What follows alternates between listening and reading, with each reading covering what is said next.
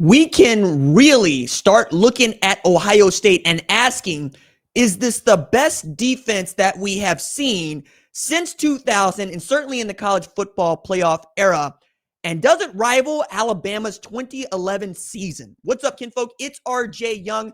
I am not on the step mill. If this is your first time watching, adapt and respond. Thank you for joining us here. We talk college football year round. If you're into that, go ahead and hit that subscribe button, like this video, and answer the question in the comments below. Do you believe that Ohio State can keep this streak that is rather impressive through 4 games of having the best scoring defense in the country? And could it be the best scoring defense that we have seen since 2011 Alabama when it is all said and done?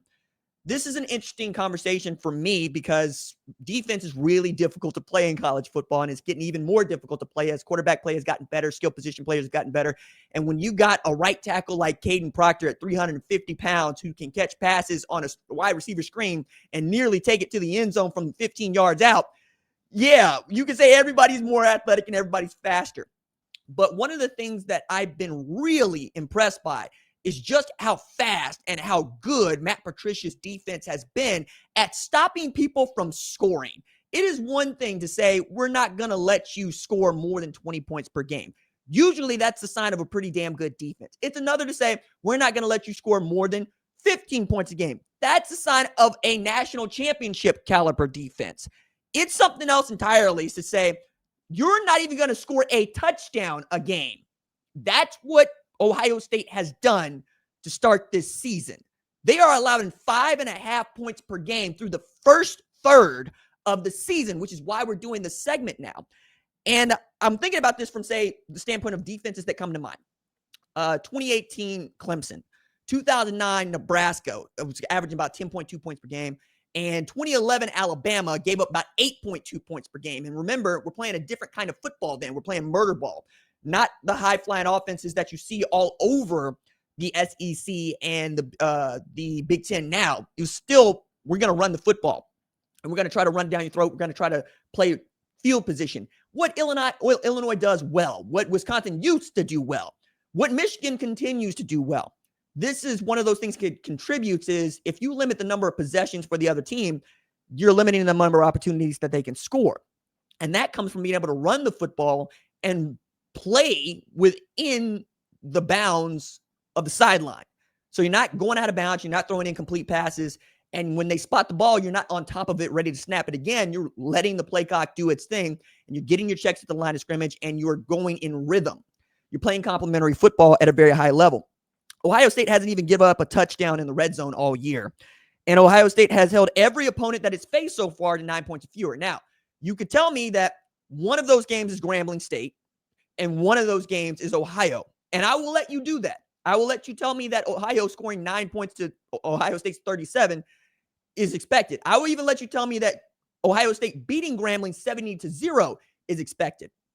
But that also means the depth is showing up in garbage time. It also means that they're taking pride all the way down the depth chart in trying to hang as few points on this team as possible. And then when you're able to do it against Washington, which has a dynamic quarterback in Damon Williams, who earlier, like the week before, went for 298 through the air and 88 on the ground. Jonah Coleman, who's been running on everybody and scoring on everybody. They weren't able to do that against Matt Patricia's defense last Saturday.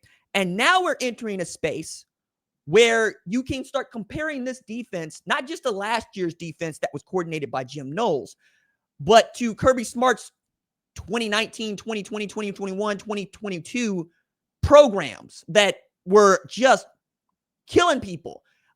You can make an argument that the Philadelphia Eagles are 20-1 over their last 21 games because they drafted from Alabama and Georgia, not exclusively, but you really got to be great for them to go outside of Alabama and Georgia to draft you on that defense. And I'm talking about like Cooper DeJean or Quinion Mitchell. But Nakobe Dean? Yeah. Nolan Smith? Yeah. Jordan Davis? My goodness. You could keep going down the line.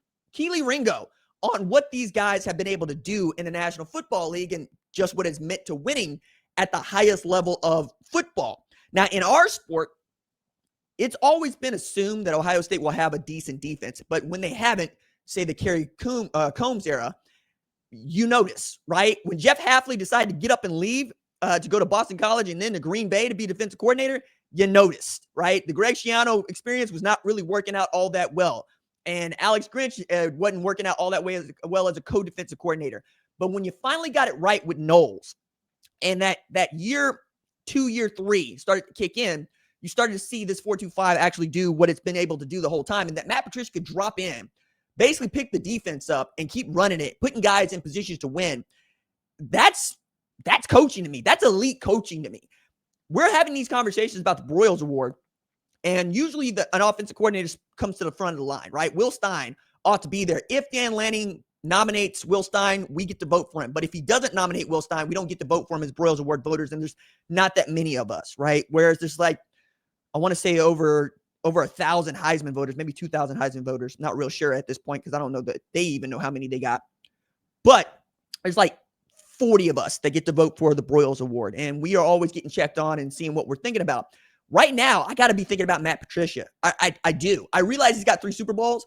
I realize that right now he's not really interested in being a head coach anywhere else, kind of like Chip Kelly as an offensive coordinator last year at Ohio State.